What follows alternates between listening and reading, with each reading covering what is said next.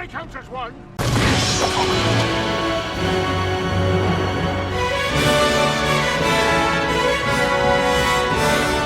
Hey guys, welcome back. Today, as promised, we are not going to be talking about Star Wars. We're going to be talking about another fantasy genre that I really like, Lord of the Rings. Inspired by Movie Flame's Life of, different characters from different books and movies, including Harry Potter and Hunger Games, I am going to be talking about the lives of different characters from Lord of the Rings, starting off with the Fellowship. Now, the first character we're going to be touching on is Legolas of Mirkwood. Legolas is perhaps best known for his incredible skills in archery, but there is much more to this dynamic character.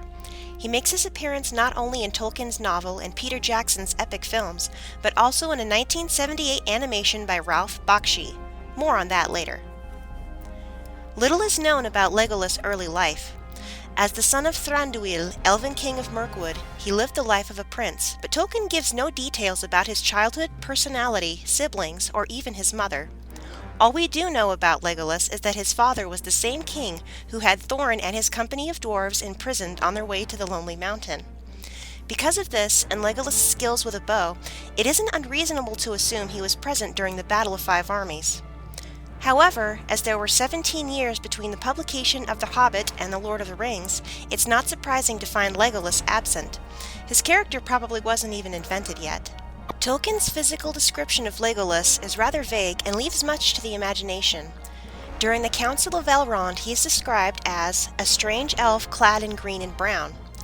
Other than this, Legolas seems to be a typical elf with extremely keen hearing and eyesight, a deep love and respect for nature, and of course formidable skills in battle with bow and a long white knife. He's utterly fearless, with the notable exception of the Balrog. He is also kind and caring toward his friends and a skilled horseman, being able to calm his mount with just a word and not needing either saddle or bridle to ride. Unfortunately, his skills and his age make him seem a bit patronizing toward others of the company. He often calls them children, though all but Pippin and Merry are full-grown adults and most are at least middle-aged. Despite this, he stays true to the end and forms a very close friendship with Gimli the dwarf. After the War of the Ring, Legolas kept his promise to Gimli to explore the glittering caves of Helm's Deep. In turn, Gimli came with him to wander the paths of Fangorn Forest.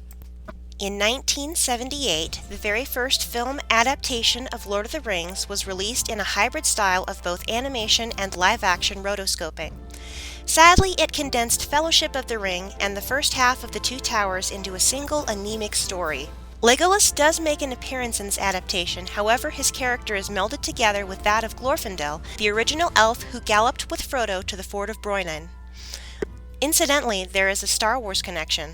None other than Anthony Daniels did the voice of Legolas. Of course, the most well-known portrayal of Legolas is that of Orlando Bloom in the Peter Jackson films.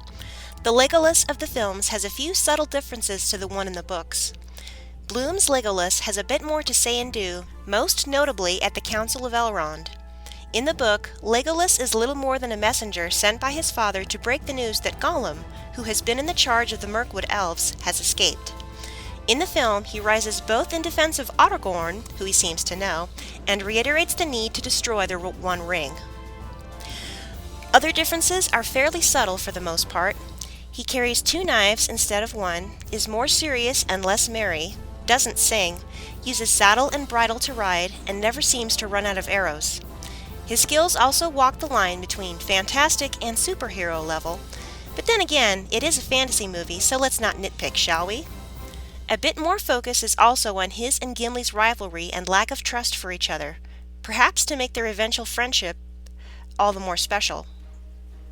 One element kept and expanded upon was their orc slaying contest at the Battle of the Hornburg, which in the end Gimli won 43-42.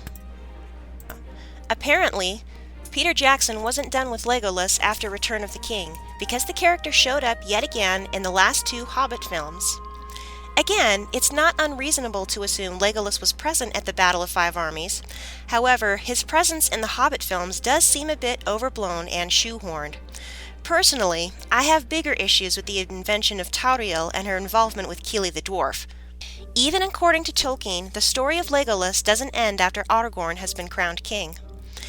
After his explorations with Gimli are finished, the Archer of Mirkwood and some of his people came to Ithilien to help restore the war-ravaged forests.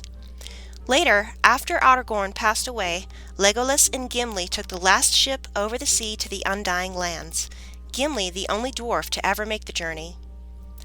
And so, whether on screen or page, Legolas was a unique member of the Fellowship of the Ring. Deadly, skilled, but also kind and true to his friends, he grows beyond the greed of his father to become an open-minded, well-traveled elf who made a positive impact in the lives of his friends. No wonder Legolas of Mirkwood continues to be a fan favorite. But there you have it, guys. That is the Clumsy Jedi's take on Legolas of Mirkwood. I hope you've enjoyed this. Thank you so much for watching.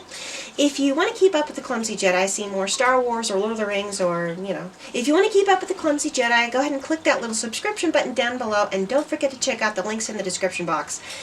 The question of the day is, which portrayal of Legolas is your favorite? The one in the book, the one in the animation, or the one in the films? Or which film's your favorite?